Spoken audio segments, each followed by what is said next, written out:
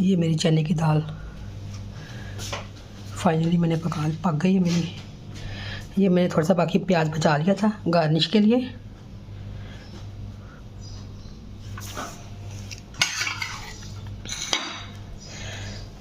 ये साथ सैलेड बनाया प्याज का,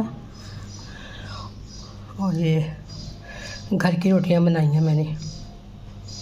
और आज इतनी गर्मी थी कि मैंने साथ लस्सी बना ली है। गर्मी बहुत थी आज, क्योंकि अभी तक किसी ने नाश्ता ही नहीं किया, तो मैंने कहा चलो नाश्ता कर देगा। बिस्मिल्लाह, मैं आपको डाल के दिखाती हूँ। बिस्मिल्लाह।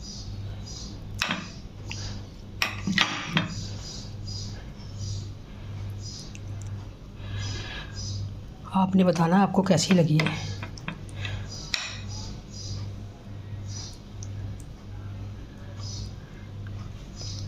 बहुत मज़ेदार बनी है।